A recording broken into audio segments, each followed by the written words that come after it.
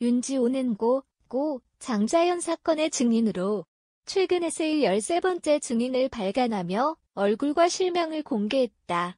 윤지호는 이후 여러 방송에 출연해왔는데 결국 활동 계획을 언급하면서 그녀의 이러한 행보가 개인의 영리를 목적으로 한 행동이라는 의혹이 또다시 관련 기사 댓글을 통해 제기되고 있다.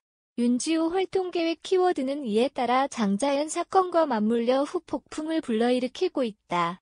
일단 윤지호 활동계획의 핵심은 6월 컴백설인데 이는 사실무근이냐 팩트냐로 양분돼 논란의 중심에 섰다. 윤지호는 지난 2일 인스타를 통해 좋은 작품으로 찾아뵌다는 취지로 활동계획을 전했다. 윤지호가 이처럼 언급한 활동계획 속 6월 작품이 무엇인지는 정확히 알려지지 않고 있다. 이처럼 공식 활동계획을 알린 윤지호 씨는 거짓 증언 논란에 휩싸인 상태다. 당장 윤지호 씨를 사기 혐의로 처벌해 줄 것을 요구하는 청와대 국민청원까지 등장한 상태다. 청원자는 마치 본인이 진짜 장자연 리스트를 본 듯 행세해왔으며 본인을 위협하는 세력들이 있다며 증인 보호를 외치고 국민청원을 올리고 세금으로 경호받고 증언이 끝났음에도 추가 재료 관련 비용을 지원받았다며 이렇게 거짓된 사실로 대한민국 정부, 경찰, 언론, 국민을 기만한 윤 씨에 대한 소환 요청과 사기 혐의 검토를 부탁한다. 사기 혐의가 명백하다면 합당한 처벌도 요청한다고 촉구했다. 사정이 이렇다 보니 윤지호 씨가 활동계획을 알렸음에도 불구하고 연예인 활동이 가능할지는 미지수라는 게 중론이다. 고 장자연 사건의 증인 배우 윤지호가 신변의 위협을 느꼈다고 밝혔습니다. 윤지호는 지난 11일 방송에서 나온 JTBC 뉴스룸에 출연하고 장자연 사건과 관련해 이야기를 나눴는데요. 이날 윤지호는 작년 JTBC와 전화 인터뷰를 한 뒤 신변의 위협을 느끼게 되었다면서 혼자 머리를 못 감아서 사실 단발로 잘랐습니다. 교통사고가 많이 2차례 정도 있었습니다. 근육이 찢어지며 염증이 생겼고 일주일에 4번 정도 치료를 받고 물리치료는 한 번도 받지 못했다고 사고가 있었다고 밝혔습니다.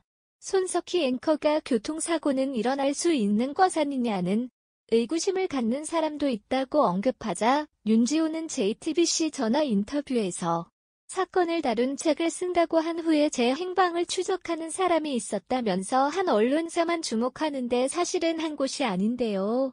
저는 개인 혼자지만 제가 상대해야 될 분들은 A4 용지 한 장이 넘어가는 거의 한 30명에 가까운 사람들입니다.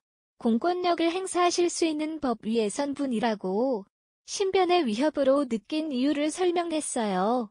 윤지호는 근래 경찰의 증인 보호를 받으면서도 경찰 측의 신속한 도움을 받지 못해서요.